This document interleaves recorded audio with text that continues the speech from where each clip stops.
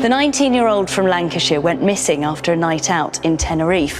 One friend told the court he didn't seem distressed when he said he was going to stay with two men he'd met. It's believed he died just hours later. This is the last place that Jay was seen at around 8 a.m.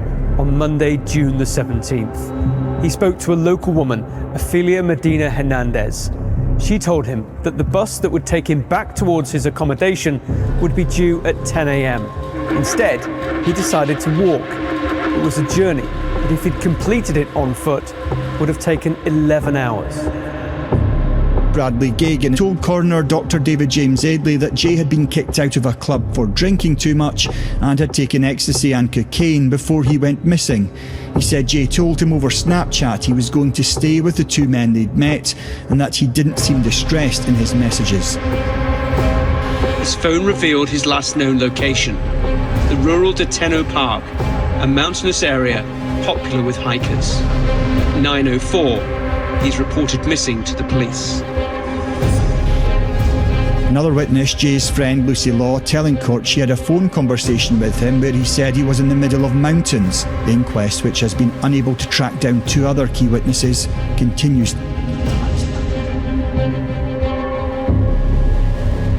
The civil guard released a statement saying they'd found human remains in the Masca area, close to the last known location of the teenager's phone.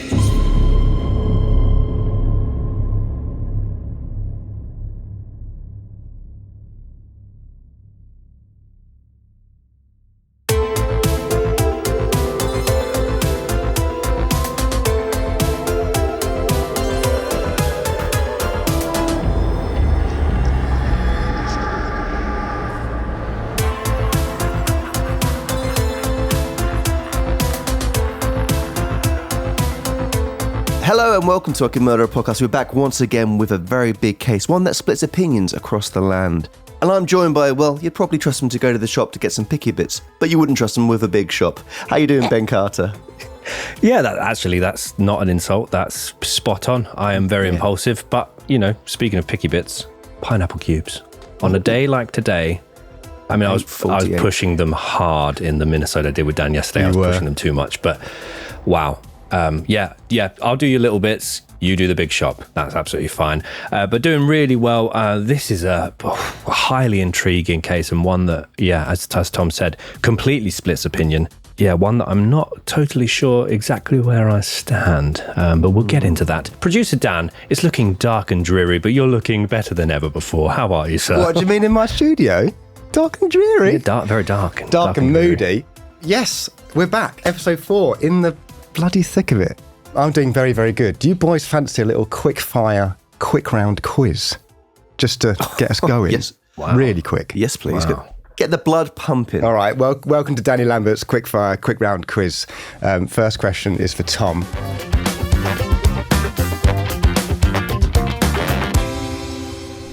Season 1 of ICMAP, what was episode 4? And do you want some multiple choices? I probably need them. Ben's already got it. I've got it between us. It's either Beverly Allett or Ian Watkins. Ooh. Tom, what are you going for? Or maybe not. I'd go Huntley. Huntley? I think that was 2. Beverly Abbott. Allett. Right, okay, good. Next one, Series 5, Episode 4. I can give you 3 of them, or do you want to just give it a go? Ben, you seem pretty confident this morning. Not now. That's just vanished, that series. Okay, well, I'll give you 3. Could you give the series opener for that so I can get the vibe of it? No, I can't, actually, because I don't have that to hand. Perfect. But here's 3. Robert Picton, Aileen Wuornos, or Randy Stair. Series 5, Episode 4. Yeah. I'm with Tom, Randy Stair. Boshed it. And finally... Wow. Season 8 of ICMAP, Episode 4. Anybody know it?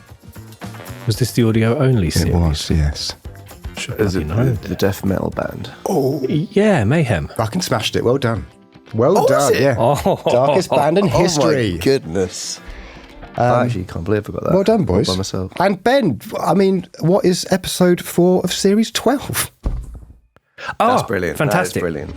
So today we are here to discuss the death of Jay Slater, also referred to Terror in Tenerife, the Jay Slater story, the Jay Slater conspiracies, a Canary Island mystery, the search for Jay Slater, the strange disappearance of Jay Slater, and 29 days in the mountains, what happened to Jay. And yeah, a big shout out. This is the first episode we're recording since the new series has come out, and so many people got the cryptic clue for the Brian Koberger episode, more than ever before. Hopefully I can say the same about this cryptic clue, which was after I diss her. After I, in the alphabet, is J. Diss her. Stop slating her. It is a great... I enjoyed it immensely. Oh. You're getting better. Well, that's... wait until the end. Better. Yeah, I know, but it's not going to get better than that. Okay. You've done all your work. You're like good with your tongue, but not so good with your cock. Maybe. Yeah, that's fine. Look forward to that making it, bots. I want to say a big thank you to people this series. Lots of lovely comments, lots of new subscribers as well. So welcome on board. There's a lot of episodes for you guys to binge through if you've got the time, if you're so inclined. And if you haven't subscribed, I want to head over and subscribe. It does really help us out. Click it. And we love to see it. Click it. Tap it. Bop it. Well, there you have it. We have a lot to get into, a lot of details to discuss. Producer Dan, would you mind setting the scene? Tenerife, the island of eternal spring, is the largest of the Canary Islands and an overwhelmingly popular destination for tourists from all over the world, attracting many millions of British visitors every single year. Famous for its year-round sunshine, the island is also known for its beautiful beaches, abundance of activities, and diverse landscapes, being able to offer tropical, volcanic, mountainous, and rainforest environments to those who eagerly visit. As well as this, the island stands as one of the most attractive and affordable party destinations in all of Europe, boldly claiming to offer its guests an experience unlike any other. In June of 2024, all of this came to an unusually cold and sobering halt. 19-year-old Jay Slater had travelled to the island together with friends in order to attend the 3-day NRG music festival at Papagayo Beach Club. During the early morning, after the festival had concluded, heavily intoxicated and amidst a great deal of speculation, Jay arranged to travel to an Airbnb in the remote mountain village of Masca, located 28 miles north of his accommodation. He did this together with 2 men, both relative strangers he had recently met on the island. In the hours that followed, Jay allegedly attempted to make the return journey to his apartment entirely on foot. This journey would have taken around 11 hours, forcing Jay to travel through the extremely rural and difficult to navigate areas under the burning summer sun, without the assistance of a map, a phone, or any drinking water. Quickly, the young man found himself stranded, desperate, alone, and totally out of his depth, whilst also still inebriated. His last known contact was a series of distress phone calls to friends, saying that he was lost, thirsty, only had 1% battery on his phone, and had injured his leg. His signal was then lost.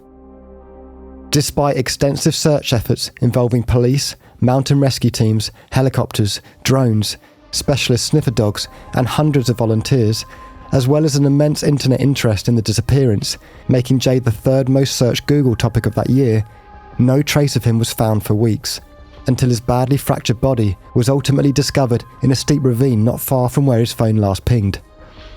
A later inquest into the case deemed the incident to have been completely accidental, with no third-party involvement or foul play on hand. Still, the British public remain uncomfortably divided on his final moments, the people he was last seen with, the controversial events building up to his disappearance, and whether Jay's death was a tragic drunken accident or something of a far more sinister, disturbing nature. Why did Jay decide to walk 11 hours back to his apartment through difficult and unknown terrain instead of simply taking a bus? How did it take hundreds of police, firefighters, volunteers, and search and rescue teams 29 days to finally locate his remains?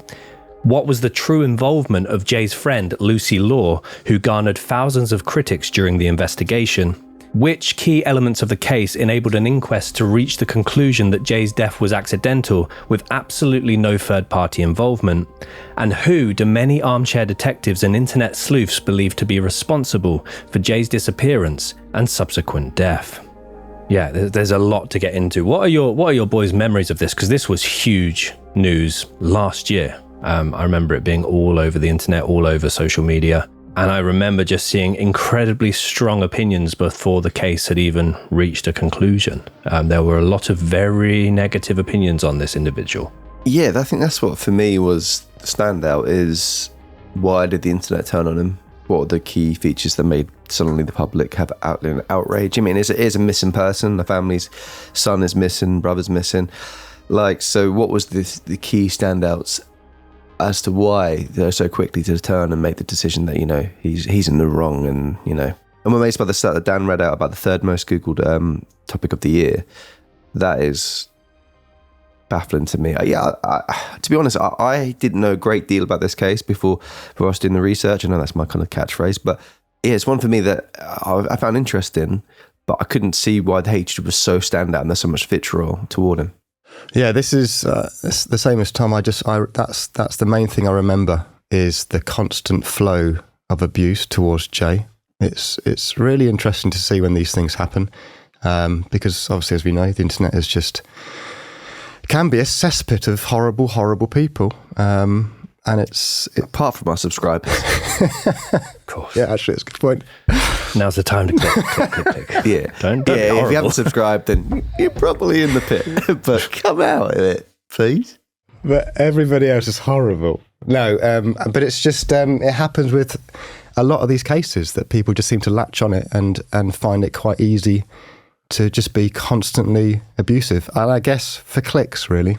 Can I be completely honest? And it's not a great thing to reveal, but when I searched through my phone, Jay Slater, on my messages, because I wanted to see what I was saying about the case when it first happened. And in my family group chat, my mum was the first person to mention it. She shared a link to the news of him missing and with like a load of crying emojis. And I remember having learned about something that happens later in Jay's life, which we'll talk about. And I remember replying saying, well, he was involved in this, maybe something, I was speculating straight back at her instead of sharing sympathy, which was wrong. I shared an article of something him and a group of other guys did to this other young guy, and that was wrong with me. And now in doing the research, particularly looking into Jay's family a bit more and how much they absolutely adored him, it was a very emotional thing to do. So I remember seeing people basically celebrating this case and saying it was karma and he got what he deserved based on things he'd done. And that's completely wrong. And as Tom said, we want to reiterate, this is someone's son, brother, nephew, friend. It's someone that, was very much cared about, cousin perhaps.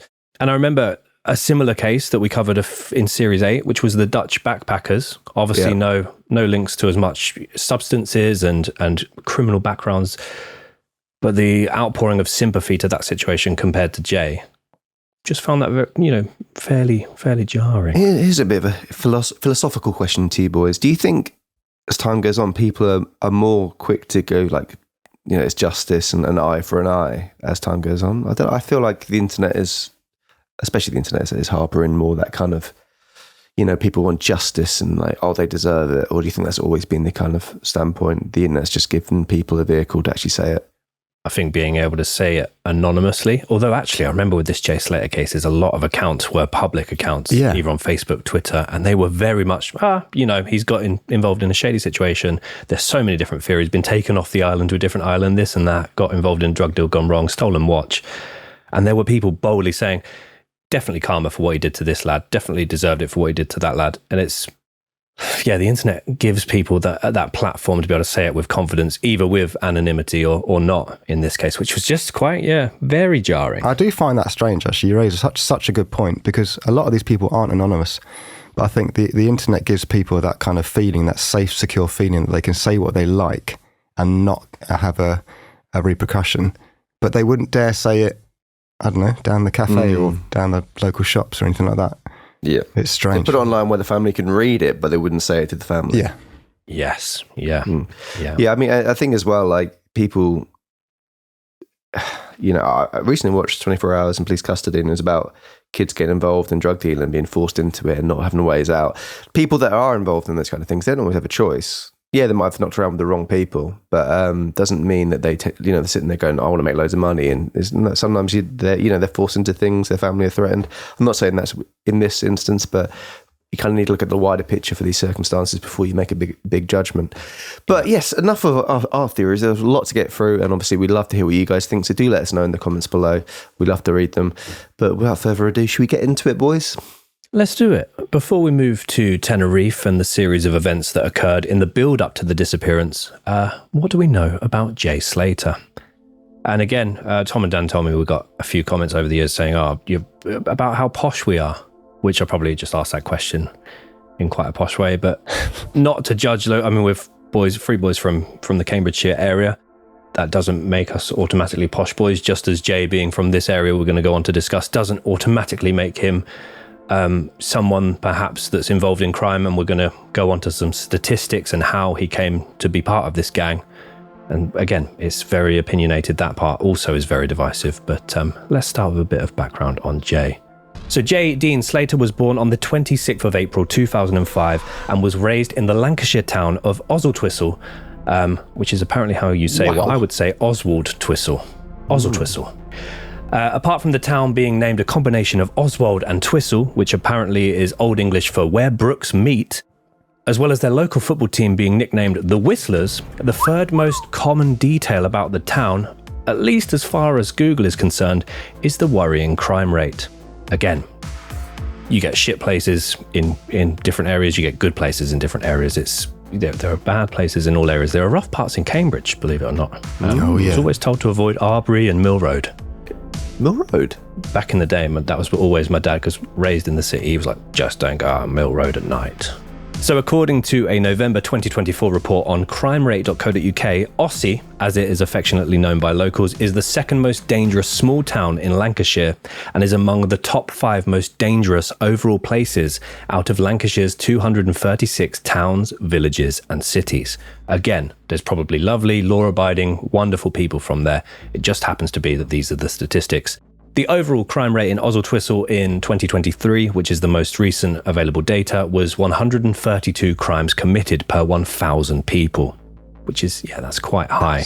The area itself is known for challenges relating to antisocial behaviour, violence and property crime, with certain locations facing elevated levels of drug and firearm-related crimes. However, as I mentioned, like most places in the world, you have your good parts and you have your bad parts, and there are many, I assume there are many fine and safe places in Aussie. And the further in Aussie, you're getting scared of Aussie, aren't you? I don't want to say the wrong thing, don't want to say the wrong thing, and I also don't want to be deemed to be judging a book by its cover, because these are the statistics, or at least the most recent statistics, and they are quite high. But that doesn't mean everyone from there is, the majority of people are absolutely fine. It's just in context of what Jay would go on to do.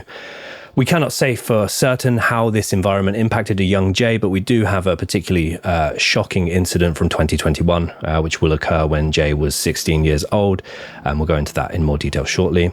Jay was the second of 2 boys born to Debbie Duncan and Warren Slater, having an older brother called Zach. Though Debbie and Warren would later separate, the family were described as incredibly close-knit, with both Slater boys experiencing happy and very typical British upbringings.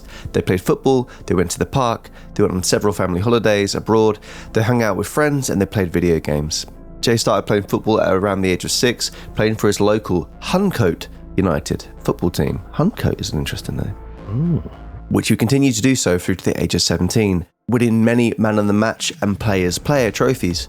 He attended his local West End primary school, which wasn't just show business, and Ryden's High School, where he was said to have been an average student who didn't cause any trouble or get into any fights, before eventually going on to attend Accrington and Rossendale College, where he started training as an apprentice bricklayer. His mother, Debbie, later recalled, "He was just a lovely boy. He was a massive personality, and everybody just loved Jay being in their company. From family to strangers, everybody loved being around Jay because he was full of fun. Always smiling. He just did a lot of good for everybody, for all of his friends. He was like the main guy, if you will.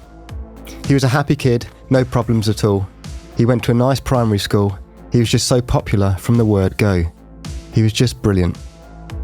Yeah, this is for me where early doors, my view on the case very quickly changed. It was so easy at the time, like a lot of people did, and some people went very far with this, to have kind of a knee-jerk reaction to other news provided in the context of this case. But the Facebook profiles of Jay's mum, dad, brother, they're all still very active, and it's very easy to find them. And both parents, it was scrolling back through, particularly the father, was a very emotional experience. Going back, more than a decade, you could see just how much they adored him. And there are photos uploaded over the years that both boys were big Man United fans. Both parents clearly absolutely doted on the boys. It looked like they went on a lot of family holidays abroad to different parts of Europe.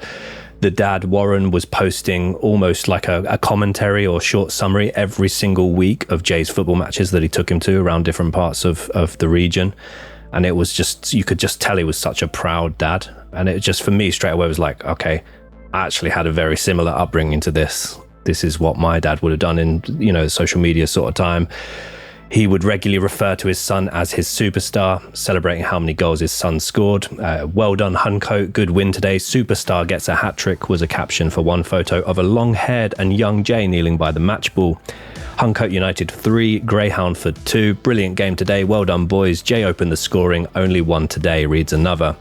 Good win today, 7-2 for Huncoat. Jay not at his best, but scores twice. Well done, boys. And there's photos of just a young Jay with all of his friends holding up peace signs. The man clearly, as I said, adored his son. Most of his profile pictures before Jay's disappearance and the news of his story reached the mainstream media are of him and his two boys, or just his two boys alone, or just his sons.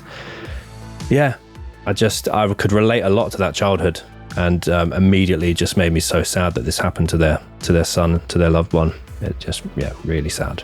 I think a lot of people listening or watching this will probably think as well, though, like in the past, other criminals, their parents have stuck by them or families have stuck by them, and they've gone on to do horrendous things. So I think it's tricky to separate the lovely family image of that going on to, we're about to go into something which he goes on to do. I guess even with adolescence, it kind of, families and the families are very much the victims of these kind of things as well. Like they suffer, that they're someone that they brought up with the high hopes have gone to do certain things, and their life goes a different pathway. So it's a really tricky one, and I think it is something people need to consider before they start posting things online. Jay's older brother Zach would also recall, obviously he was the best little brother anyone could ever wish for. Always smiling, always happy. He was just the life and soul of the party. He never changed his good mood. There's not much else in the public domain with regards to Jay's childhood. He was popular, he was loved by his family, and he seemed to have a large group of friends around him. He loved to socialise and was extremely confident when it came to meeting new people and making friends, which we will discuss in greater detail later in the episode. He was described as a normal, hard-working young lad from Lancashire who was loved by all who knew him and had the zest for life. He was also described as a beautiful boy, one of a kind, who was always the happiest person in the room. However, one particular group of friends that Jay associated with has been painted in an extremely negative light by the British press, and this was both before and after Jay disappeared. In August of 2021, when Jay was 16, he was part of a group of 8 teenagers, some of whom were as young as 14 years old, who chased down and violently assaulted a 17-year-old boy by the name of Tom Hilton in the streets of Rushden, a town just 4 miles north of Oswestry. According to a 2023 article by ITV News, the group attacked Tom after chasing him down like a pack of gorillas and collectively set upon him with machetes, an axe and a golf club. The gang split the boy's head open with a machete so badly that his skull was exposed. The attack occurred after the group confronted Tom when he arrived to meet a teenage girl at the old Rishton paper mill, an abandoned paper mill surrounded by wooden areas which was a popular meeting place for young people. The group chased Tom through a wooded area as well as 2 busy roads before knocking him to the ground and attacking him with various different weapons, whilst others kicked and punched him multiple times at the encouragement of other members of the gang. Tom suffered a serious head injury, with part of his skull exposed, as well as other serious wounds to his shoulders and legs that were sustained during the attack. Jay's family, particularly his mother Debbie, has consistently maintained Jay's innocence in the matter, simply stating that he was an unfortunate bystander of the group who got mixed up with the wrong crowd. In a later August 2024 interview with The Sun, a month after Jay's remains were found, Debbie was shared the following about the attack. Just one night there was an incident where there were probably a couple of 100 people there, and a lad got attacked by what he described as 20 kids. But because he were there and people were going and giving statements, and I said to Jay, I think you should go and do a statement, because they were appealing for witnesses and what have you. So I took him myself. I took him to the police station at Blackburn, Greenbank police station, and he gave his version of events, and he weren't, I didn't think anything of it. I just said, just go, tell them your version, and that were that. Nothing were really mentioned afterwards. There were names flying around, and obviously there is a big group of friends.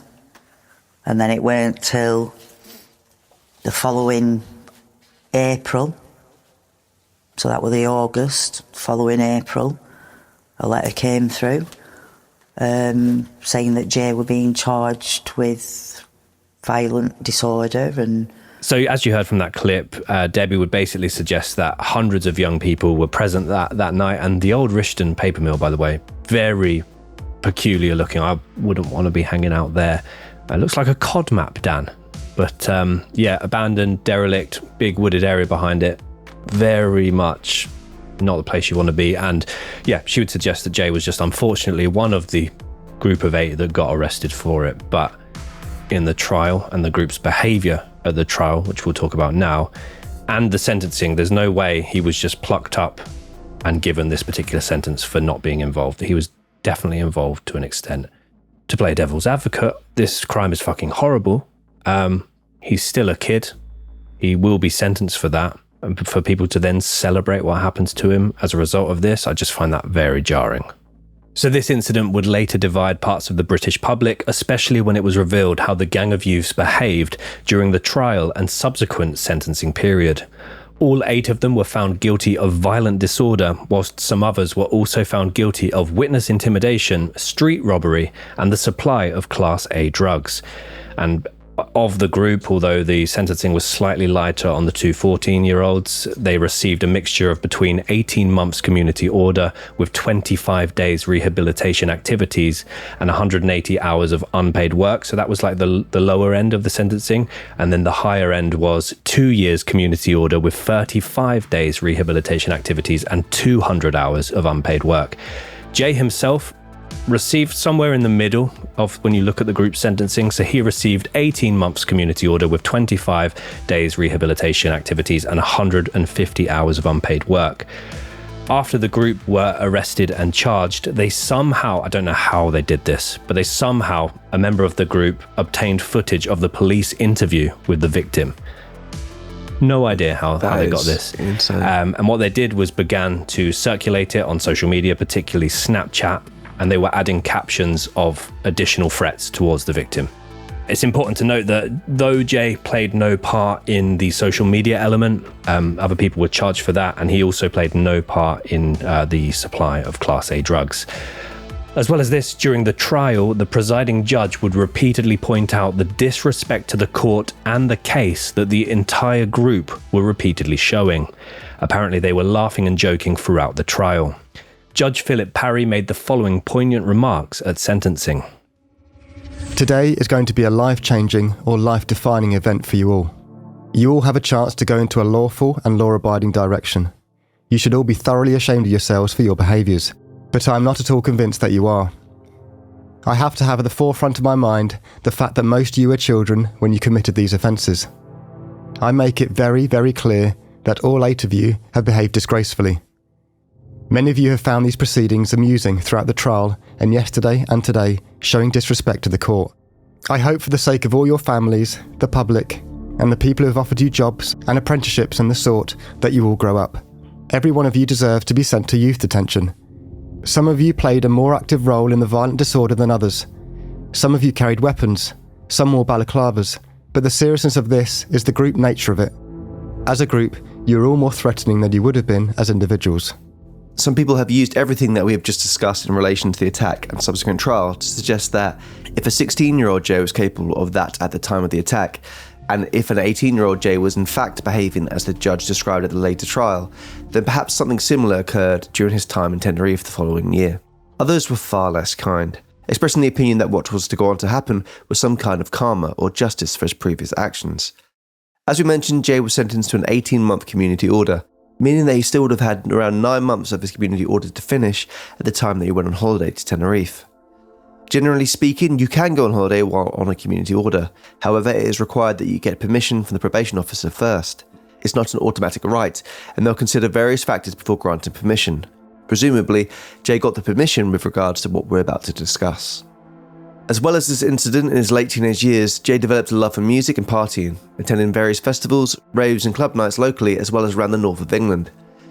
It was due to this love that shortly before his 19th birthday, Jay went on to book his first ever holiday abroad with his friends Lucy Law and Bradley Hargreaves, also known as Bradley Gagan. And this would be a holiday to Tenerife in order to attend the 3-day NRG Festival, or the New Rave Generation Festival, hosted at Papagayo Beach Club in the south of Tenerife. NRGRaves.com described the event as 3 days, 3 nights, pool parties, boat parties, and open-air raving on a sun-drenched island in the Atlantic Ocean, with an incredible lineup of favourite artists for 3 days of multi-venue electro madness. Well, doesn't sound quite my cup of tea, No, but I can thanks. understand why people would order that from the cafe. I can understand it. Yeah, agreed. I know a lot of lovely ravers, but just not my thing. I'd rather play beer pong in a garage with my mates. Or Listen to a outside bit in of the pop sun. punk. Or outside in the sun, yeah, of course. Not in the garage today. Jesus fucking Christ. That would Very be hot. hellish. Yeah. That would be hellish. And we also, I thought as well, because obviously I don't know anything about NRG, club nights abroad, anything like this, but we do also have quite a few DJs that follow us on Instagram. Love so that. shout out to the DJs. And if you want to do a remix of our intro music, fine. I'd love to hear it. Slap a beat on it. Is Oh, that yeah. how do you say it? I think that's what they say. Nice. The trio planned to meet up with another friend by the name of Brandon Hodgson, who was also going to be out in Tenerife whilst they were out there on holiday. And in case anybody is curious, neither Brandon nor Bradley were amongst the 7 other people involved in the attack on Tom Hilton. Jay booked the NRG tickets, sorted out his flights and accommodation, packed his bags, made travel plans to get to the airport. He then said goodbye to his family for what would go on to be the final time. And it is here that we move to the timeline of the disappearance of Jay Slater.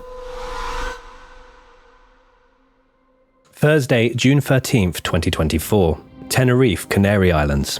19-year-old Jay Slater arrived in Tenerife from Manchester Airport together with his friends Lucy and Bradley ahead of the 3-day NRG Music Festival due to be hosted that weekend. This trip, as Tom said, was Jay's first and unfortunately last mates holiday. The trio had known each other for some time, with Jay having known Lucy for at least 6 years.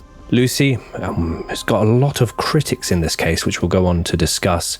She had met Jay at secondary school and was basically seen as the sensible member of the group. The group arrived, settled into their apartments in the popular coastal town of Los Cristianos before going out and getting some food. And they also wanted to check out the local bars. Lucy was staying in a separate apartment to Jay and Bradley, but she had to wait for her check-in time for a few hours, so she put her bags in Jay and Bradley's apartment. Not much else is known about the rest of the first night of the holiday. Basically, the festival was a Friday, Saturday, Sunday event, so Thursday. Not sure of the exact time that they arrived, but just an arrival day. You know how it is. A little bit jet-lagged maybe, a few drinks, bit of food, get an early night. Jet-lagged. Tenerife. Maybe a little bit jet-lagged if you're not good at flying. Yeah, maybe if it's an early start and you had a pint at the airport, you're a bit snoozy. But usually, from my experiences, you get overly excited, and if anything, you go too hard on the first night, and it tends to ruin the next day. Is that what I did at the, oh God. So we haven't really been on like a lads, clubby holiday, but I've been on 2 holidays with Tom. And one of them was our first ever boys holiday when we were all like 17 or 18 to Larnaca. And then the other one was just Tom and I. We went to Cos for like 10 days. And I think one of the first nights we found like a €15 for all you can drink for 2 hours bar, which we were much more interested in than any of the clubs. Yeah, but and Ben had to get his money's worth. And I was like, that's fine. We've had enough to warrant the money spent. No! And just, yeah. Dan, I have never, I would put that in top 3 most drunken states I've ever been in. Basically, I stood at the bar and just repeatedly ordered. It was like you could basically have any cocktail. And God knows what they were putting in it. And I was just down it, boom, down it. I don't know how many I had. Witnessed someone being painted, their entire body being painted with red fence paint. This guy thought it was cool, so the bar owner painted him in red fence paint. And then went back to the bar, had even more drinks, got very, very drunk, decided I needed to go home because I couldn't walk.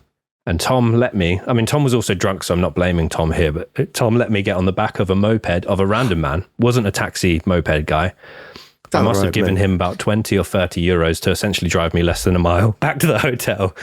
And then... with the helmet when or no Tom helmet? got back in, no helmet, nothing. Damn. When Tom got back in, I think I had showered in a full outfit and then decided my clothing was wet, so I took all my clothes off. And Tom said he found me on the bed, completely naked, laying like in the Undertaker crucifix position. I went to a phone party by myself. So How was that? all. Was that good? It's really stinky phone. Really stinky phone. Yeah, I think a lot of things for neither of us to be proud of that night. But yeah, very odd to find you like that, naked Yes. in your bed, and Not a comfortable sleeping pose. no, and penis just erect. But yeah, very odd. Very odd. Yeah. So you can either go hard on your first night or you can be jet lagged and just take it easy. Well, that's one of the things you went harder that night. Anyway. So basically the group were settled in, all extremely excited about the forthcoming festival, got to know their surroundings. Lucy had been to Tenerife plenty of times, so she was kind of showing the guys around. There is speculation to suggest that the group obtained several different Class A drugs during that particular night, whilst also stocking up on alcohol. The drugs were potentially picked up via links made through their other friend, this is alleged, Brandon Hodgson.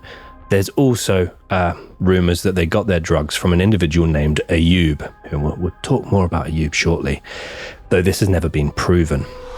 Friday, June 14th through to Sunday, June 16th. The 2024 NRG Festival officially kicks off. One of the main bases of the festival was at the Papagayo Beach Club located in South Tenerife, which was just over 2 miles or 3.5 kilometres away from Jay's apartment. Jay, Lucy and Bradley were all in attendance alongside hundreds of other tourists. Papagayo Beach Club sits in an area known as Veronica's, which is in the heart of Playa de las Americanas. Playa de las Americas. Just like that. Which is an incredibly popular tourist resort or hotspot, which involves a strip of bars and nightclubs. And typically it's one of those places where if you've been abroad, during the day, it's like a cafe, get an all English, full English breakfast, or not the very racist all English breakfast. Sorry. Papagayo Beach Club sits in an area known as Veronica's, which is in the heart of Playa de las Americas, which is in an incredibly popular tourist resort or hotspot involving a strip of bars and nightclubs that typically also act as restaurants or cafes during the day.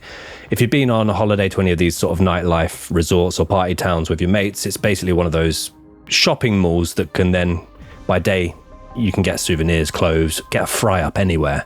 But by night, it turns into a completely different beast. We'll pop a load of photos up of this anyway for the YouTube folks. The very limited footage and photos gathered of Jay during this time shows him enjoying the festival and enjoying time with his friends. There is one video in particular which has been picked apart plenty online, and this was recorded inside the club where Jay can very briefly be seen in the background, quote, gurning his face off and bulging his eyes. And yeah, we talked about obviously our lads' holidays, very different style to this. We were more karaoke bars and just chilling by the pool. Jägermeister. A little bit of Jägermeister. I once got taken to, it's probably one of the worst nights of my life. Oh, lovely. I was just going through a pretty bad breakup up in Leeds, and one of my friends in Leeds was like, oh, this will sort you right out. This will sort you right out. I went to an artist known as Deadmau5. A show in Leeds, and there was like 7 of them, and this will really sort you out, this will be great. And then it turns out it was like 50 quid a ticket, which I wasn't that keen on paying. And then I got separated from the group and put with one of their add-on mates. So basically the 2 add-on mates got put up on balcony seats, the rest of them were in the downstairs bit. I was pretty much sober all night, the rest of them were on it, God knows what they'd taken, and the music wasn't for me. And the guy that I got put up to the balcony with told me I was his best mate. Oh. And I was just, I was like, you're all right. Cheers, mate. See you later Poor then. bastard. Oh, it was horrible. I hope he's not listening to this. Yeah. But I mean, I can totally appreciate people love that sort of thing, but it's just as Tom said, it's not really my vibe.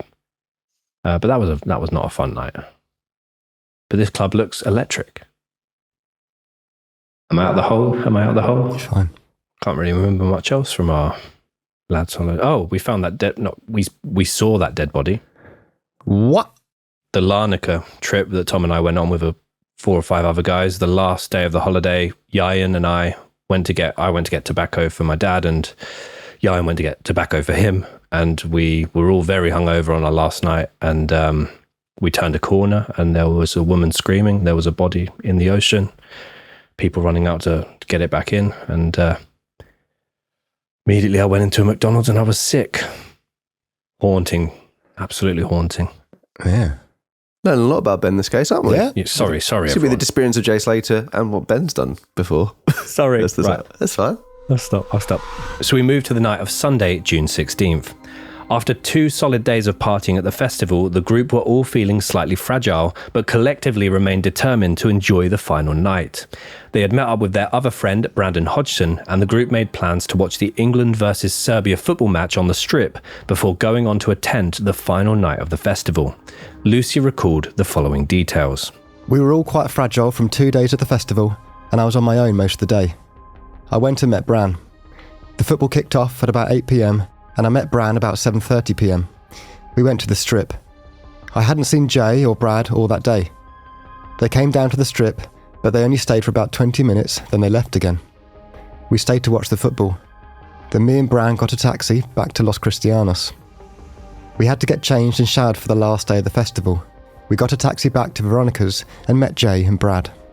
Lucy also stated that from this point onwards, Jay in particular appeared to be visibly drunk, was unable to form cohesive sentences, and was also struggling to stand up. She explained that he would frequently disappear from the bar before rejoining the group and looking worse for wear each time that this happened. I think we've all got friends that do that. Lucy then apparently made several attempts to find Jay after he abruptly left for another bar without telling them. She later explained that, as she had been to Tenerife many times before and had also spent a lot of time with Jay before, she was generally quite worried about his well-being. And yeah, for some concerning context, a future toxicology report would indicate that Jay had traces of the following in his system: alcohol, ketamine, MDMA, and cocaine. Monday, June 17th, 3:24 a.m. After losing sight of Jay for around an hour, Lucy sent the following text message to him whilst getting food from a takeaway called Magic Mike's. Wonder what she ordered. Can I get some firm buns, please? Big old sausage. Where are you and what are you doing? Where are you? And what are you doing? And what are you doing? I'm gonna get you. If you aren't there this time, I'm gonna be fucking fuming. Perfect. That is great. But she about that. Where are you and what are you doing? I'm coming to get you. If you aren't there this time, I'm going to be fucking fuming. She then asked Jay to send either her or Brad a photo of what he could see so they could then track down his location, before urging him to stay where he was. They eventually found Jay sitting on the bottom row of a set of stairs outside an area where numerous nightclubs were located. They asked him where he had been, and Jay apparently responded by laughing his head off, which was reportedly not unusual behaviour from him. Rumours and a later Snapchat uploaded by Jay suggest that he had been kicked out of whichever bar or club he had tried to enter. While all of this was happening, whispers started to enter the area about a Rolex watch of significant value in and around the £12,000 mark being stolen from a well-known drug dealer in the area. Within the next couple of hours, the group once again lost touch with and sight of Jay, who by this point had bumped into a couple of men, Ayub Qasim and Stephen Ruckers, also known as Rocky, and apparently asked them if he could stay at their place as he had lost his friends. According to sources, Jay had met the pair at the festival earlier in the holiday and was on friendly terms with both of them. Some have suggested that Ayub was a known drug dealer in the area, and this is how Jay came into contact with them. Others have suggested that Jay hadn't lost his friends, but in fact, very desperately and very quickly needed to flee from the Playa de las Americas area. Either way, Ayub and Stephen agreed to let Jay stay with them, and so the trio made the 45-minute drive back to Ayub's Airbnb in the remote mountain village of Masca in northwestern Tenerife. Yeah, this is the part for me where it all gets a little bit curious. So Ayub and Stephen, from the footage that is available, it seems like Stephen might have been having a few drinks and things like that, but Ayub seemed pretty sober, was obviously able to complete a 45-minute drive. but they just happen to be in the area from a different part of the island. If you believe the stories that, obviously, I mean, Ayub had quite an extensive criminal background, but if you believe the story that he was an active drug dealer in the island, he had an Airbnb well away from the party town and had travelled there that night to be at the festival in order to apparently shift some narcotics. This is all where it starts to get murky. 6 a.m. With Jay's friends not having seen him for at least a couple of hours, he uploads a series of images and videos on Snapchat to friends during the journey to the Airbnb. A 2-second video clip shows Jay in the back seat of a car, driving through the darkness, with the driver's arm and face barely visible, together with the caption, "Just took a 12k rollie off some cunt with this Marley kid. Off to get 10 quid for it now, haha, off my undies." Dan, can you just read the quote? I don't care what you've been up to. A few moments later, he sends a second picture of his face, covered partially by a pair of Ray-Bans, in the back seat of the car with the following caption. "Yes, cuz, ended up getting thrown out of there. Me with 2 Marley kids. Just took an AP off some cunt on way to sell it for 10 quid. So the AP, by the way, is likely, and apologies if I absolutely butcher this pronunciation, Audemars Piguet, or Audemars Piguet. Not as posh as some people think I am. A very high brand make of watch, very similar to Rolex. Oh. The prices range from £400,000 to around £40,000. Oh, there's one for 15 grand. Looks very basic. But AP is likely, Audemars Piguet. That's 3 different pronunciations of it, so one of them might be close to it. Yeah, or none of them. Let me just find out if there's a correct way to say it. Nah, you're fine. Carry on, Dan. Though these particular messages were not sent to or seen by Lucy, she would later recall, "I heard people saying a watch has gone missing. The word over in Tenerife was that a watch had been stolen, but I thought, is it just one of those things? I honestly don't know. You don't really know what to believe. There were so many theories being thrown around." Audemars Piguet. Because I don't think I was right with any of them. That's fine. Shame, but... Not long after this, Jay can be heard laughing from behind the camera, in a video that was recorded of Stephen Rockus asleep in the passenger seat in the car that Jay likely travelled in. Stephen can be seen laying on his left side to the point he is nearly falling into the driver's seat, with his head almost resting completely on his shoulder. Ayub can be heard saying, "Headshot. It looks like someone's done a hit." But yeah, I mean, I know it's only a 14-second video, but they all seem to be on good terms. They're laughing at their drunk friend or their sleepy friend or their drugged up friend. Nothing seems too eerie at the moment, but again, 45-minute drive, nearly 30 miles away from where he's staying, and these Snapchats to say he'd stolen a watch, needed to get out of the area quickly. This may, in some people's eyes, go on to explain why what happened next. Some people think this 12 grand watch didn't happen at all. But there's a reason why he's gone back to this person's house. Was it for more drugs? Was it to get out of the area quickly? It's the other, or not quite the other side of the island, but it's a long distance away in a different part of the island. It's, all lots of question marks here. I think, the thing for me is that it's weird that he hasn't gone back with his friends. That's the bit that was like, that's odd. I think the Rolex thing, it could be literally he's heard the rumours like everyone else had, and then you may have heard about it or told him about it, and he's just gone, this would be funny, pretending that we've done this. Yeah. Because lots of people do that, don't they? Just joking around. But yeah, it's interesting as to why he decided to go to that part of the island. I think that the vibe I get is he's trying to be funny on that, talking about it, just trying to be funny, and I don't think it's much weight within that. That's a very good point, because to be fair, in all of those videos you don't see the watch once. No, yeah, you'd thought he would have shown it to if he's going to talk about it. 7 a.m. Not long after sunrise, Jay sent friend Josh Forshaw a short clip showing himself smoking a cigarette while looking at the view from the Airbnb, with the location of Park Rural de Teno, Buena Vista del Norte, Spain. Which again, sorry if that's been butchered. 8 minutes after this, Jay sent some friends a 7-second video clip via Snapchat showing the mountains surrounding the outside of the Airbnb that he was driven back to. Looks quite nice in this, early morning panoramic view of the mountains and the forests and the uneven terrain, but in what was about to happen. It's very eerie footage. And here is where things get extremely sad and extremely divisive. And just a bit more information on Ayoub. He's a very controversial figure in this case. He appeared on a podcast. It's 2.5 hours long, called The Central Club podcast. It's well worth a watch. I'll put a link to it in our Facebook group. But basically, the host of the podcast went to prison at the same time as Ayoub, so they knew each other from there. And then he got Ayoub on to talk about what happened that night with Jay. Why did you let him go? Why did he leave? Why did he want to walk back? What was everything that was going on in the build up to Jay going missing? And the main thing that comes across, particularly in the comments section, is that people believe Ayoub is lying. Ayoub is a known criminal in the area, and why would he tell the truth about what was going on? So the gist that I got was that nobody trusts Ayoub, but people have many different opinions on this case, of course.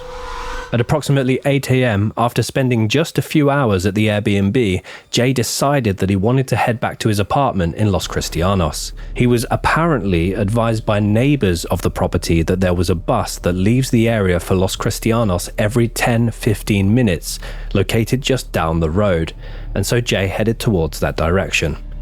That's the official narrative. That's what information is out there. Other people suggested he was forced to leave the Airbnb very, very quickly.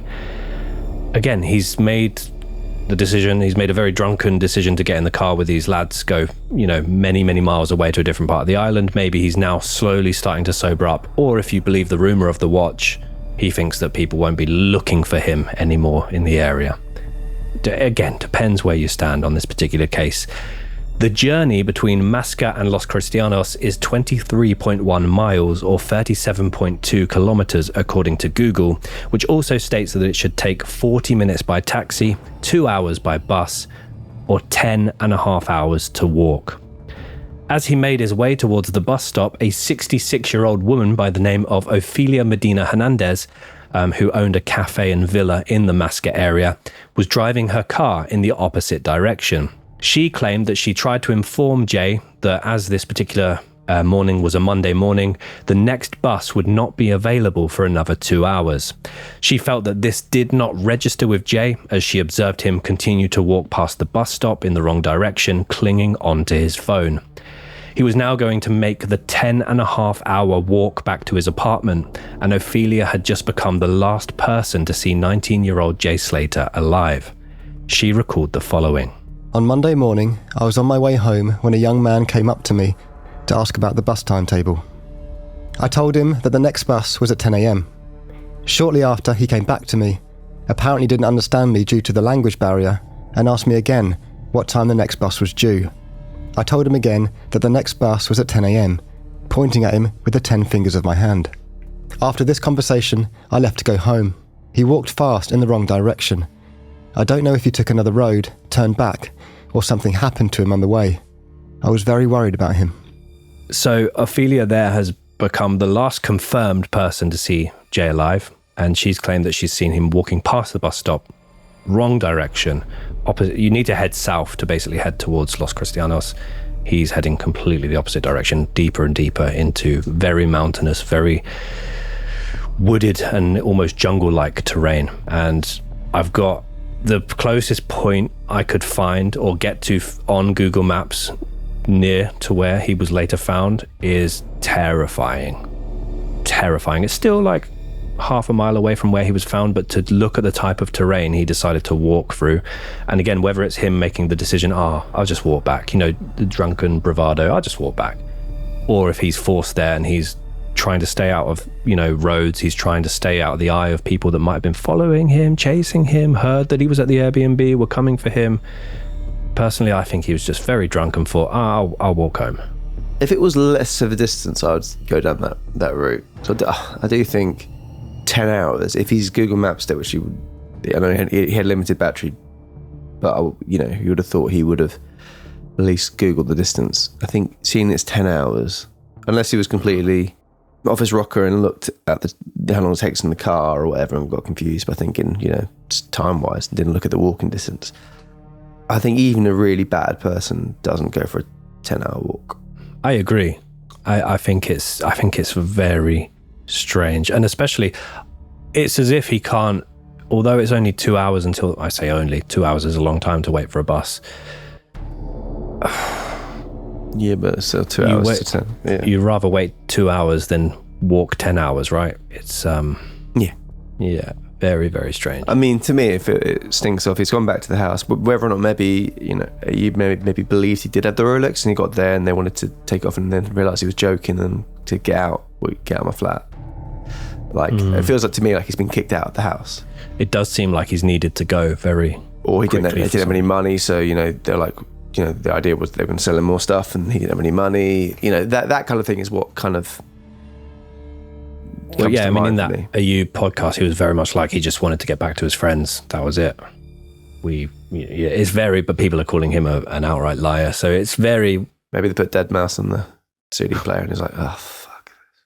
Yeah, I didn't want to make it about me again, but I have walked from Cambridge to my village once after a drunken night out, which was 10 miles and it took more than 4 hours and I would never do that again. But I was drunk and I was like, I'm not paying for a taxi. You need to let... I mean, this was when I was about 18, 17, at a similar age. It was a stupid decision and it took a long time and I would never, ever do it again. And that was through terrain I was very comfortable on, knew the route, generally quite safe roads. I would never do that again or encourage anyone to do it. But this, he's in a foreign country, very, very hot country, jungle-like terrain, mountains, volcanoes, very steep cliff edges. He's not far from the coast as well, which again, there's big, on this Google Maps, there are big ravines, drops, and all you can see is the coastline. It's quite, even if you're very much intoxicated or high, to come to the decision, I'm going to walk 10 hours, 25 miles, whatever it was. I would say that people can make some fantastically wild decisions. And especially when you're, I suppose, a bit on the younger side, you feel a bit invincible. If Google Maps explicitly told him it was going to take between 10 and 11 hours, that should have warned him off. But I mean, if you're in a particular state of mind, you might think, well, it's fine. I'll just walk all day. I can make it. It doesn't seem that far. People can make some radical decisions. Or he might have even been thinking, I'll walk somewhere to get a bus that's more frequent. Or I'll walk a bit of Stop it off for somewhere. 2 hours, then there'll be a bus, stop to the shops, get some water, charge my phone up, that type of thing. True. And it can just very quickly turn sour. I mean, the unfortunate Michael Mosley death. Was that last year? Yes. That was also, That's on Tenerife as well? No. It was in it's in Greece, but it's in the top 10 as well. As Jay was number 3, he was like number 8 or something. But okay. And I mean, Michael Mosley, he was a regular walker, but got caught out with the temperature, the direction, it can very quickly turn fatal. So from this point, Ophelia drives off. She would later obviously say very worried about him, concerned, but she goes about her day, and Jay now, so it is alleged, begins this trek. He was potentially somewhere between still high and approaching a come down, possibly even verging on the beginning of a hangover. Many people believe that he was still incredibly intoxicated. He was also likely incredibly dehydrated before he even started the trek. Either way, he begins with the journey. At around 8 a.m, the typical heat in Tenerife in June is anywhere between 17 and 24 degrees Celsius, though this can obviously range. It's also very humid and hot up in the more mountainy locations.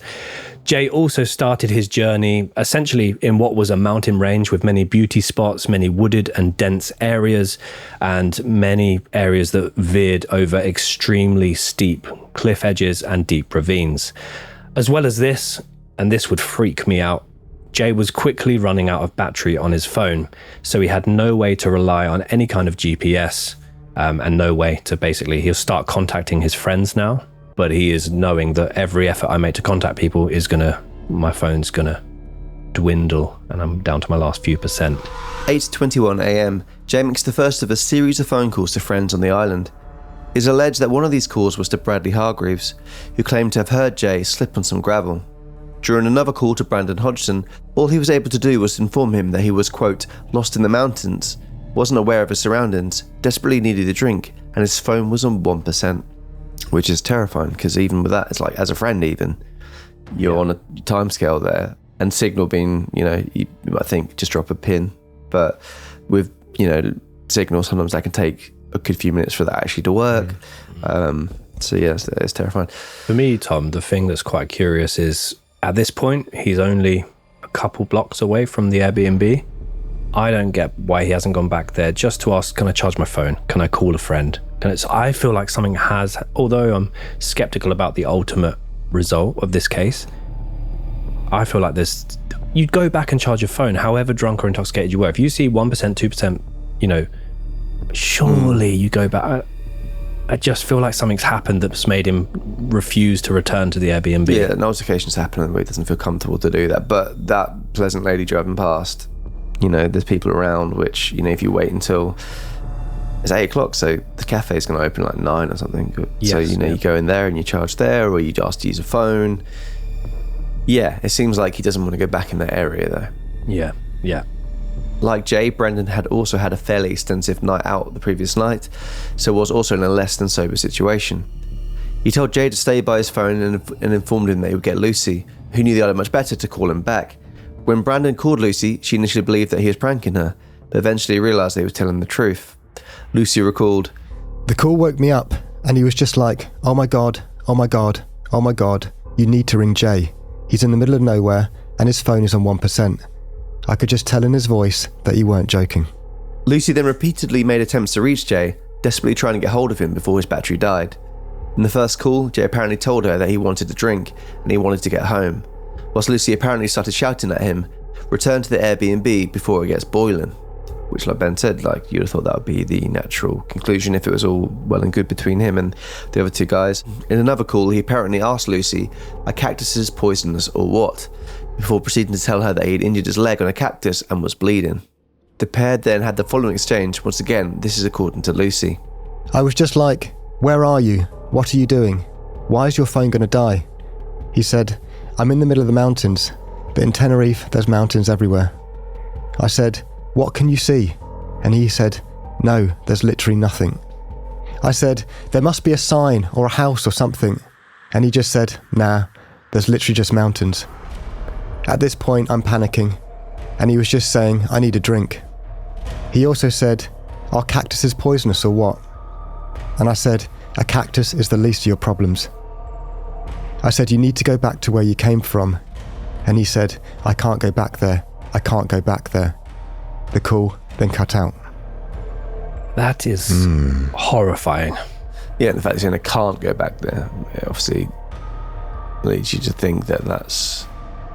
Yeah, in his mind, it's not a choice that he's got to make there. He just can't. So is this that he physically couldn't go back there, or did something happen at the Airbnb that made Jay not want to return or need to flee the location quickly? From this moment, nobody could reach Jay, and presumably his phone's battery died.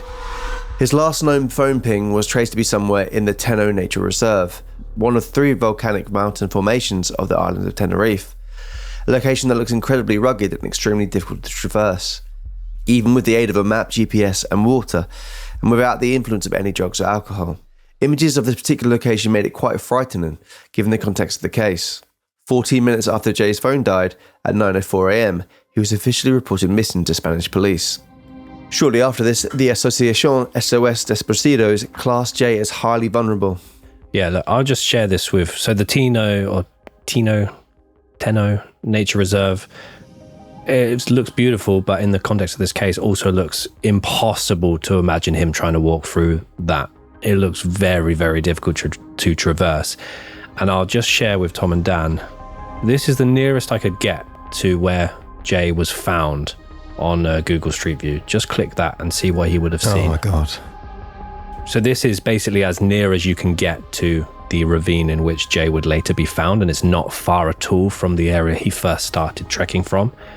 And for me, that makes it, I just can't see why anyone would, intoxicated or not, willingly think, "Oh, I'll walk this." Do you know what I mean? That is terrifying. It's so rugged, sheer drops, and I mean, no shade, and the horizon just goes on forever. That is terrifying to be stuck in that situation. And the street view, it's not been done by one of those Google cars. It's came as the result of some hiking company that go and hike out to remote parts and Google car and get up there, mate. Yes, sir. yeah, just this street view, if you walk around a little bit there or try to walk around a little bit there, you're either hungover, drugged up, drunk, whatever. You're still worrying about whatever's happened at the Airbnb or whatever's happening the night before. You don't know exactly what's going on. It's hot, you're thirsty, you've got no phone to tell you where you are. Surely your instincts would be, I'm going to get to a street, wave down a car, try and find a cafe, as Tom said, something like that. But was there a reason he was not trying to do those things and was intentionally trying to stay off the main roads and things like that? Because, these images of the area, it has to be super duper intoxicated to think, oh yeah, I'll just walk this. Even then, I just can't. It's such a sobering environment, right? Yeah, I think it's to me reeks of needing to get away and being panicked and going away, which he thinks don't follow the roads, be safer, not being on the roads. But yeah. And this is obviously where the case starts to become when news filters through to England, it starts to become a bit of a meme. And there's a lot of trolling, which we'll talk about. But this stuck on a cactus theory basically went very rife because that detail that Lucy shared, he'd cut his leg on a cactus and people were saying, check the cactus fields. Yeah. But that, yeah.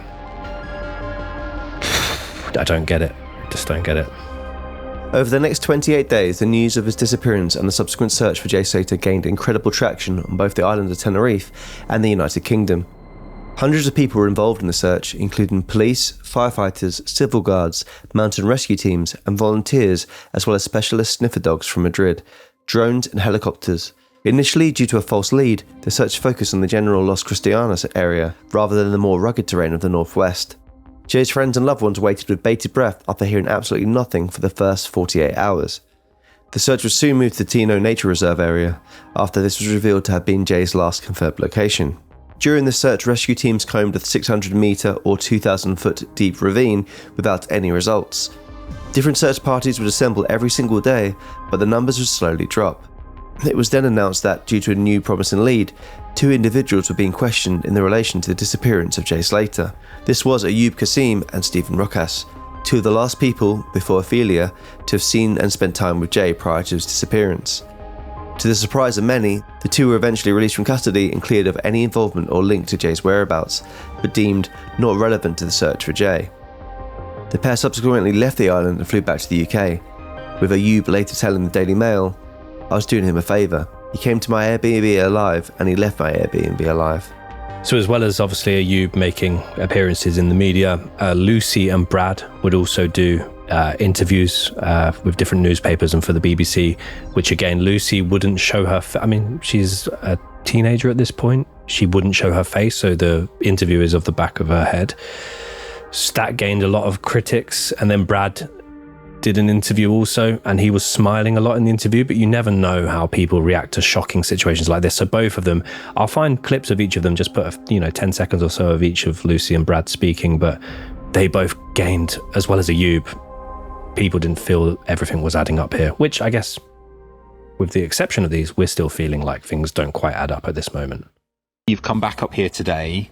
First of all, how are you feeling about the way things are? It's 72 hours since you spoke to Jay. Well, it's actually even been longer than 72 hours now. It was 72 hours at 8:30 this morning. And obviously, that's a long time to be going without food, without water. And I just think with the amount of time that's gone by, I feel like a little bit more could have been done on the authorities' part over here. But yeah, it's been awful. Honestly, I've never been so worried in my life. It's just the unknown as well. You literally you don't know what's happened. You don't know where he's gone. His last drop pin wasn't even on a road. There's a reason he's gone off road, I think. Why has he not carried on the path? He's not a stupid boy. Do you know what I mean? Describe Jay to me, what his personality's like. We did the festival for 3 days. We'd do 1 day festival. I'd be tired, rough in the morning. He's waking up fresh to go and do it all again. It's just everything we've done like that. He's just been, I don't know, I can't explain him. He's just different. He's excited, he's got a zest for life, he wants to go and enjoy every moment to the fullest. Yeah, he does, and he does that. He did that anyway. So you were actually on the phone to him that morning, he video called you. Tell me what he was saying to you. He was on the phone and he goes, I'm about walking down over on that road, and he's gone over a little bit, like a little, not a big drop, just a little tiny little drop, he's going down there. He goes, I'll ring you back, because I think someone else was ringing him. And he probably, if thinking like me, he would have went back up and started walking around the path again. He wouldn't have gone all that way down there. Whilst media attention surrounding Jay's disappearance continued to grow, a huge online fascination with the case began to grow across social media. Hundreds of different Facebook groups were created in order to help in the search for Jay, including Jay Slater Discussion and Theories, Jay Slater Missing Tenerife, Jay Slater Finding the Truth, brackets no bans, Jay Slater Missing Official, and Jay Slater Let's Go to the Truth. Soon, news of these groups started to spread, and some people would join them purely to troll or provide false tips. One of these groups gained more than 600,000 members, with its users actively encouraging people to fly to Tenerife and search for Jay. On top of this, as we mentioned at the start of the episode, internet sleuths did some digging into Jay's past, and various parts of social media, predominantly Twitter and X, had portions of users celebrating what had happened to him as karma and justice. Meanwhile, some members of the British public, including Jay's family and friends, flew out to Tenerife to actively join in the search for Jay. Yeah, there was a semi-famous TikToker called Callum Fahim, who basically used the situation to TikTok his journey. He went out to Tenerife to join in the search, apparently, and he was documenting it all on TikTok. But basically, he got out there and left after 2 weeks, claiming that he no longer felt safe on the island. And apparently, trolls were waiting for him at the airport when he got back to sort of lambast him. But he was an active TikToker, but also a keen hiker, and he wanted to be able to help, search the more rural areas. He basically received threats and warnings saying, take extra care when you're out there. Well, he claims this had happened anyway, but basically, yeah, he got a lot of stick and was live streaming the search. And he gave up after 2 weeks after he claimed that a combination of organised criminal gangs on the island, online threats, and running out of money became too much for him. So he decided to head back to London. And as well as this, obviously it was all over. I remember the Facebook groups. I remember people sharing screenshots of people inside the group that were intentionally trying to send people in the wrong, people saying, has anyone got a chopper? Has anyone got the chopper out yet? Has anyone searched the island in a helicopter? There were all these horrible memes. And as well as this was somehow broadcasted on the Jeremy Vine show. Someone says, has the search party looking for Jay Slater tried shouting auto glass repair? If he's in the vicinity, he will shout back auto glass replace. And this is not funny. I don't even understand that, no. There are, if you search Jay Slater Facebook groups, comments, and it's a shame someone who has a lot of money, say like Cristiano Ronaldo, can't see this and organise some mad investigating team with lots of manpower and the correct tools. Even though the police will do a good job, it's just not quick enough and not enough people and knowledge. It needs some kind of specialist team. I don't think that's trolling though. I think from my village Facebook group, there's lots of people who would say that kind of thing and with no irony.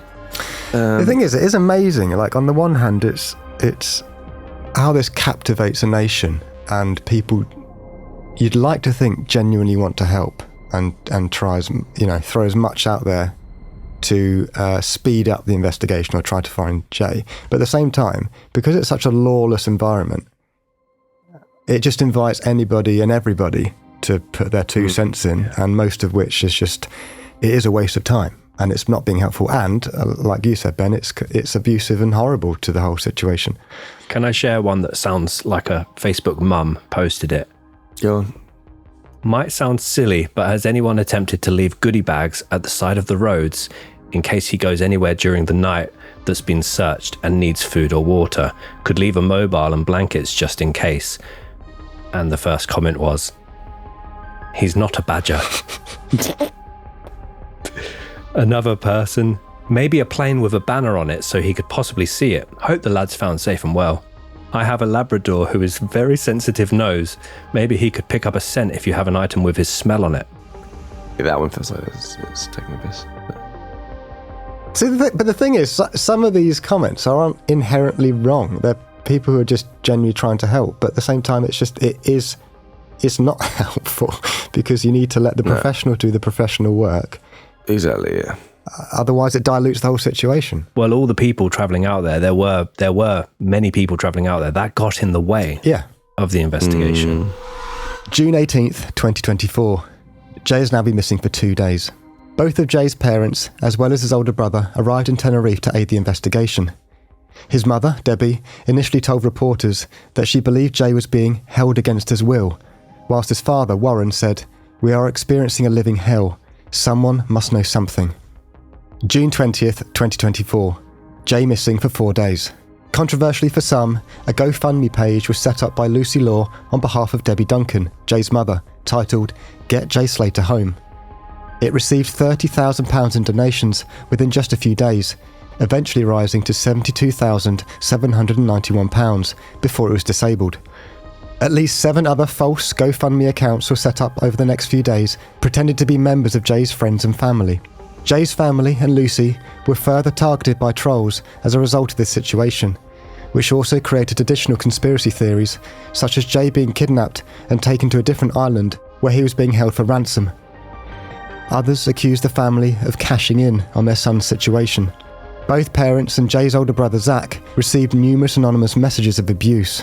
There's a post on the brothers' Facebook page, which is basically a long-winded rant against the media, so the way the media handled this case. It was fuck the media, fuck the police, fuck all of you messaging me. He was very angry, understandably so. But yeah, this is the GoFundMe thing created hundreds more conspiracy theories compared to what had already been put out there. This just made people angry for some reason.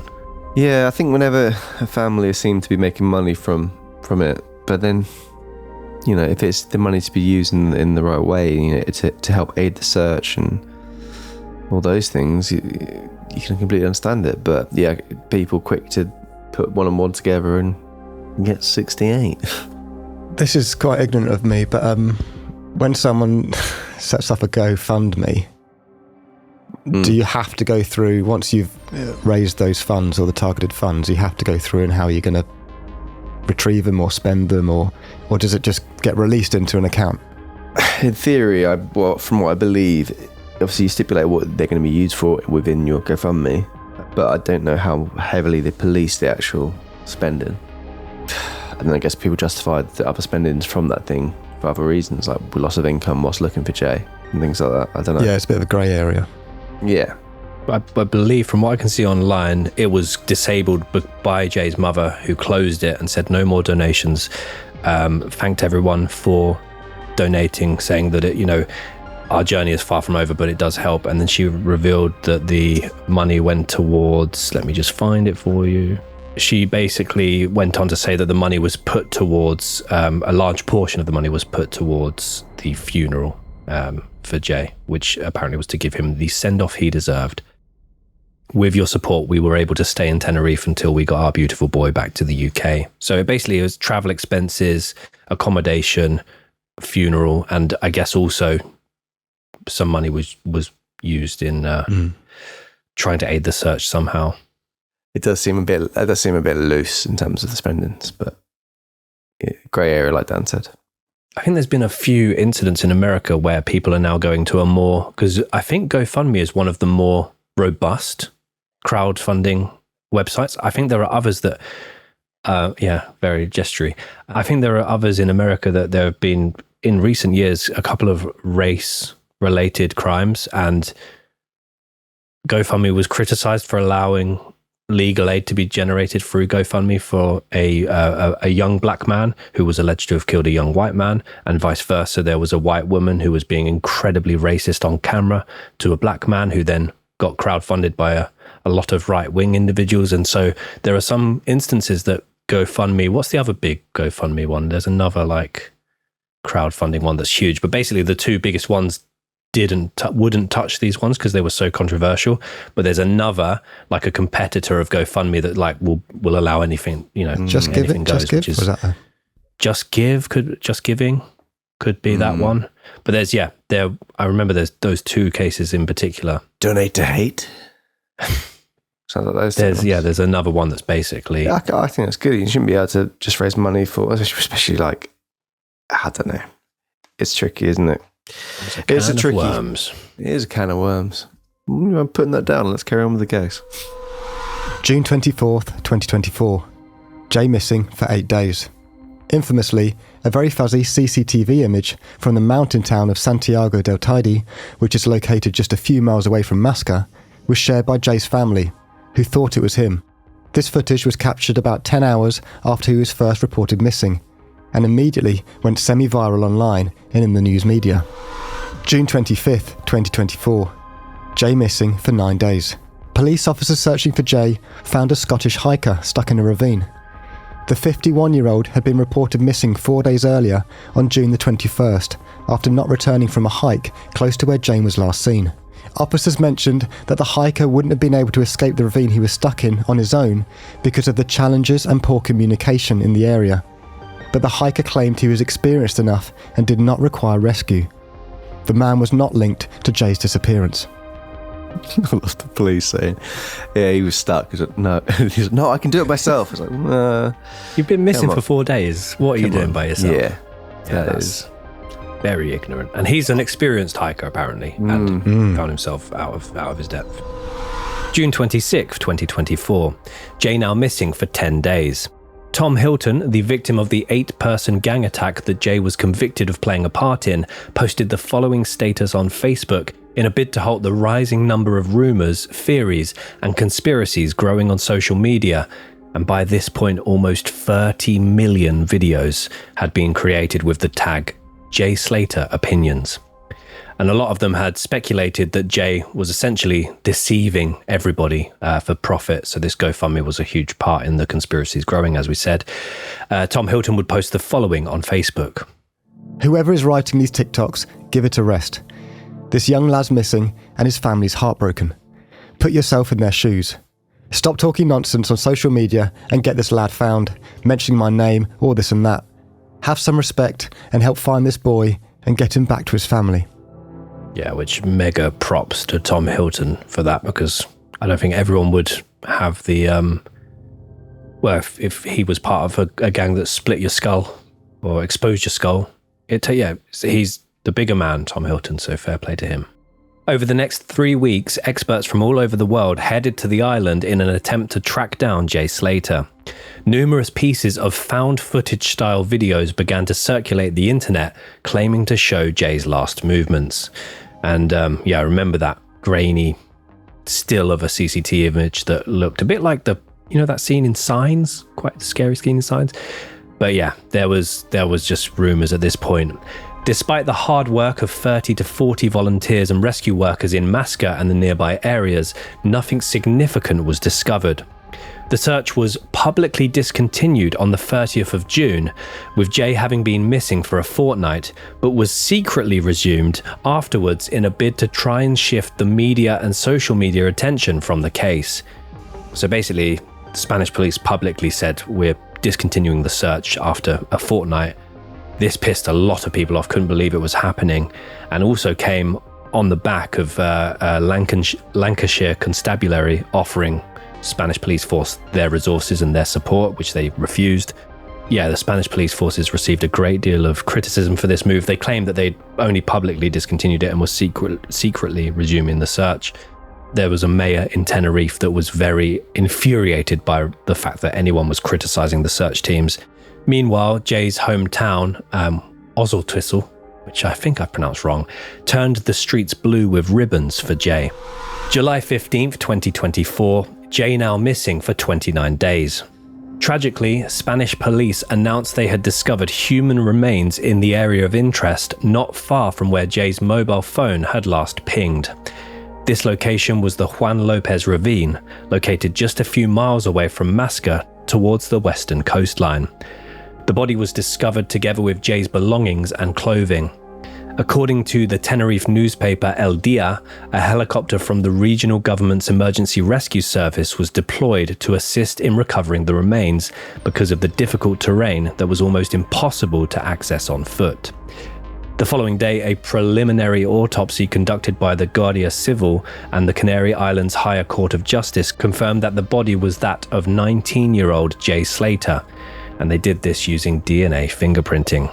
The autopsy suggested that he had died from injuries sustained in an accidental fall or a, quote, plunge from height due to the broken bones he had, likely falling from over 60 feet into a ravine.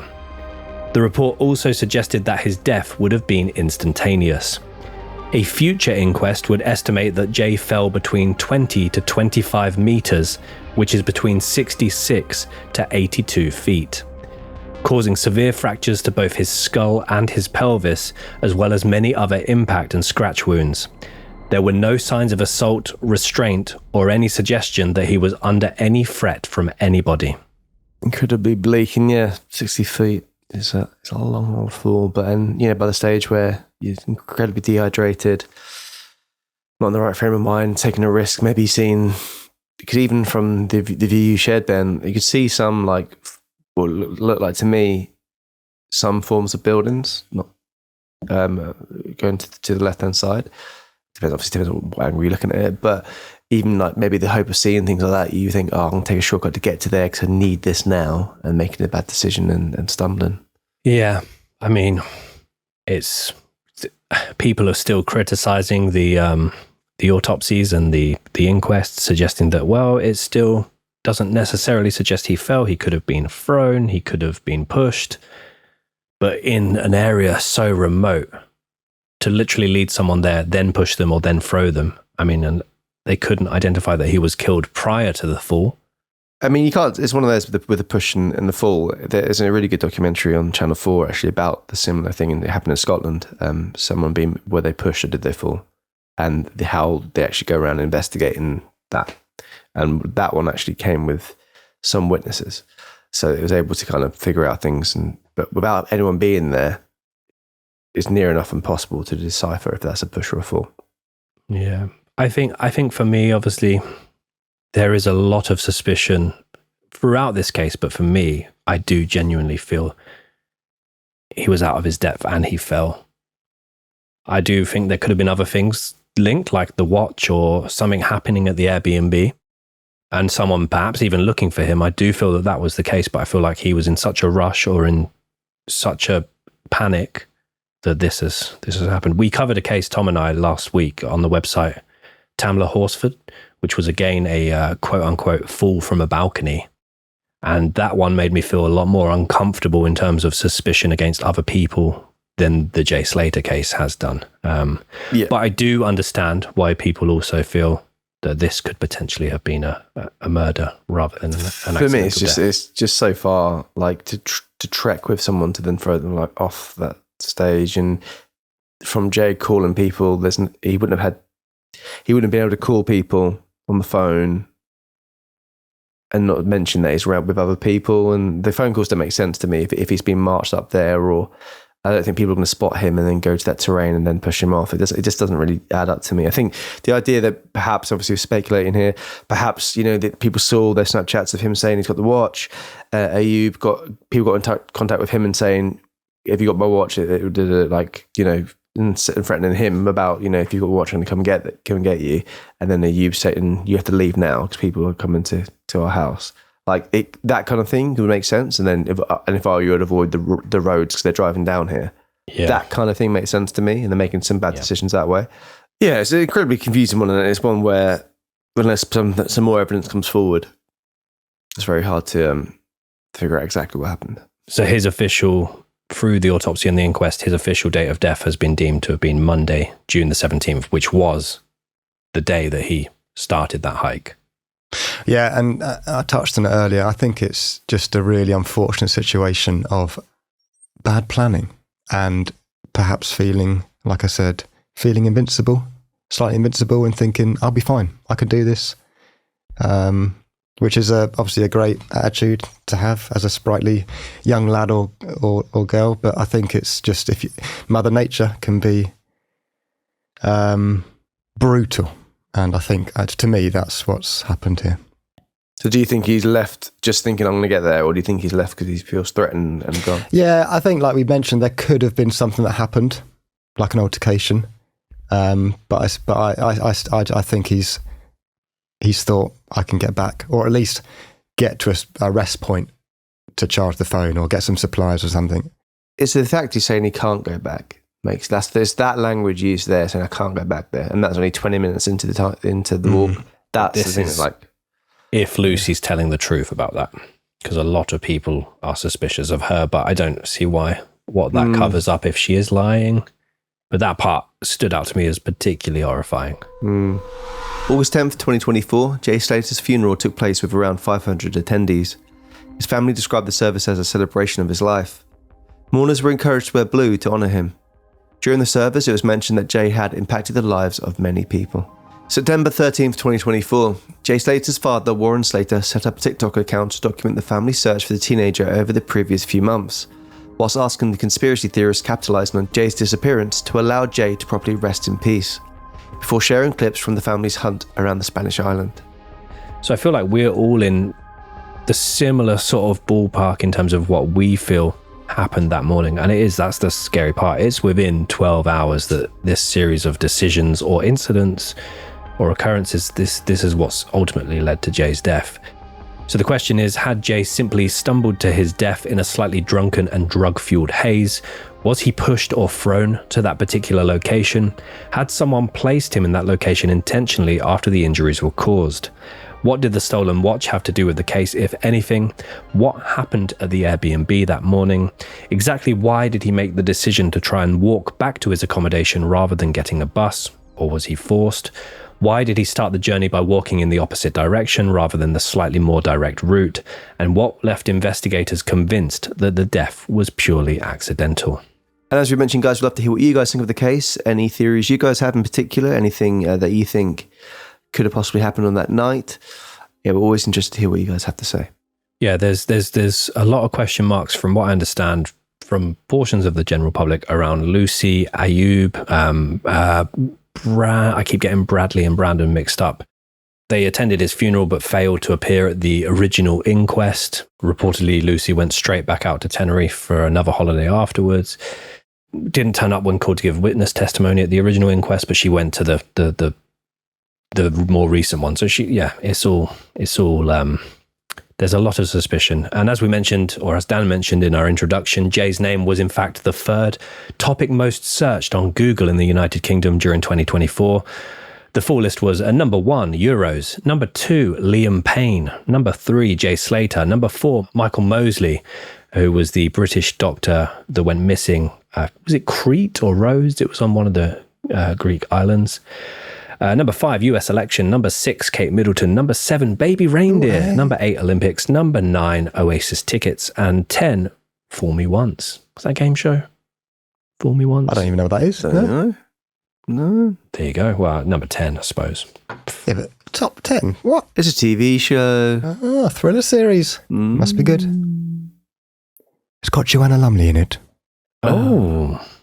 Jay's vanishing prompted some media coverage about the missing person case of Kevin Ainley from 20 years ago. Similarly to Jay, Kevin had actually travelled from Lancashire to Tenerife and was living in the southern part of the island whilst he was working as a promoter just a few months before he went missing in June of 2004.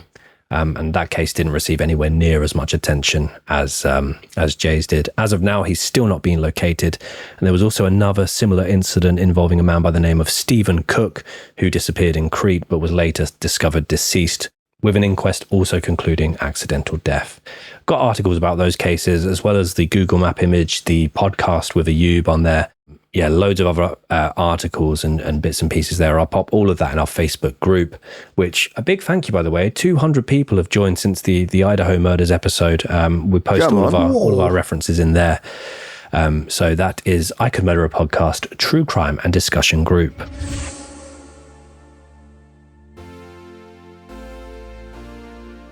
Lookalikes. We didn't really get one for Jay. I did just do one for Ayub. I've been watching a lot of Ayub content, and just straight away just reminds me a lot of Saeed TV, the big Man United fan. Always see him on Twitter doing his thing. I just feel that they've got a big resemblance. There you have it. I think it's a solid shout. Yeah, no, that's a very, very interesting shout. I mean, one thing I would say of this is like people of interest. It's just everyone that's involved. Like you've named everyone who people have theories about. Anyone that saw him that night is under suspicion and under the spotlight. We'd love to hear what you guys have to say about the case. Any theories you have, anything you'd like to see investigated into more. But yeah, very sad case. One that caused so much intrigue and and also so much anger. Yeah, so it's a fascinating one to cover, and it's also just a fascinating one to kind of just look at how the public react to certain cases. Very interesting. Yeah, absolutely. I'm thinking maybe next time we do a live stream, I did prepare a little Ben Carter's Canary Island crime 5-question quiz. Maybe we'll do that because it's quite intriguing about the amount of crime that actually does happen in the different islands. Some very scary stats. But yeah, as Tom said, a fascinating case, one that I know does divide opinions, so there will have been people shouting at the screen, no doubt, that they feel something definitely... Shut up, Ben! Shut up! Yeah, exactly that. But it happens. You right, Dan? That's life, you know? That is life. You got to roll with it, you know? You got to roll with it. Play us out, boys. But yes, we've got an episode next week as well. It's that time. Benjamin Carter's cryptic clues. Everyone gather round for some clues that can be quite cryptic, but he's going to give them to you anyway. Hope you can figure them out. Is it a clue? Does it make any sense? It's Ben. It makes no sense. Welcome back. Yeah, wow, what a case. So episode 5 of series 12, I Could Murder a Podcast. That professor who cut down a tree. Tom's face says otherwise. I don't hate it. It's how I say it, but just I think most people don't know that. Our clue is the professor slipped on a banana peel. Slipped. Yeah, I mean, yeah. He slipped. What else would it be? You slip on a banana peel. Yeah. Slipped. So that would confuse more people, because people would think of... Yeah, I'm just just trying to provide a clean one, you know? Yeah, that's all right-ish. Look, as you said, like the beginning, you've gone from like your dizzying heights to now just down in the ravine. Snuffling for but anyway, it's good, Ben. It's really good. Cheers, man. Really good, is it? Not really. It's okay. It's a bit too far, but anyway, Thank you so much for joining us, guys. Much appreciated. And if you haven't already, please, why not give us a little subscribe or a little follow on our socials? We'd love to have you over there, and Ben will be putting some of the things he mentioned within the case into the Facebook group, so why not join it? It's a lovely community, lots of chats ongoing. And we'd love to have you part of it. Just a wonderful point, Tom.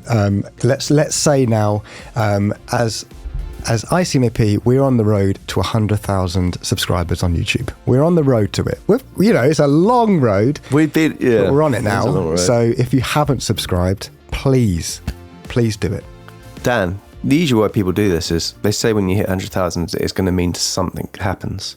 Oh, right. Okay, then. You dangle the little carrot that way. What can we say?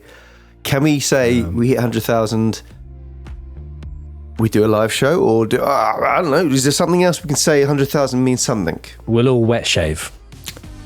I don't think that's enough to make people want to. I don't know. I haven't done it since I was about 13. So I remember seeing you not long ago with it. Nah, that's a lie. Not long ago, maybe a few years ago. Oh, the picture you. No. Well, no, not wet show. Okay, boys. That's not good enough. Maybe something better. Yeah, much well, better. The thought terrifies me, Tom, but let's do it. 100,000 subscribers on YouTube. We will 100% that year. I hope it's soon, but we will do a live. If it's December 28th. A live show, in-person live show at a venue. Within 6 months, if we hit 100,000, we'll do a live show. That's good. Okay, so that being said, if you are still listening or watching this and you are not subscribed, if you're an audio person and you somehow have a YouTube account, I mean, they're quite common, just come on and give us a little subby. If you're an audio person and you don't have a YouTube account, maybe just pop over there quickly. It takes a few seconds. Sub. Ghost account. Bosh. Nag your friends, nag your nan, nag anyone if you want to see us do a live show. We really want to do one, but this would really spur us on. So, yes, well said, Dan. I like that energy. 100,000, 6 months' time, live show. We've said it now. Maybe a wet shave as well, but not near. You can do a wet shave. We'll wet shave Ben on stage. Yeah. Okay, they'll shave me on night. Shave me on night. If you just can't wait until next week's episode, we have a website with, at the time of recording, like 220 or so minisodes. We've done some really interesting cases recently. As I said, Tom and I, the Tamla Horsford case, Dan and I, we just did the very, very upsetting 9/11 murder mystery Dr. Snare and Philip. Very intriguing case. But loads of other episodes on there. We do case requests, weekly minisodes, video and audio content over there. As well as that, we have discounts on merch, early access to main channel episodes, ad-free. It's just a lovely Don't forget place. the Discord, you prick! Also, if you are a Prestige member, you get monthly live streams and access to a private Discord. And the Discord, people have found love in there. People have found friendship in there. It's a beautiful place for beautiful things and beautiful people.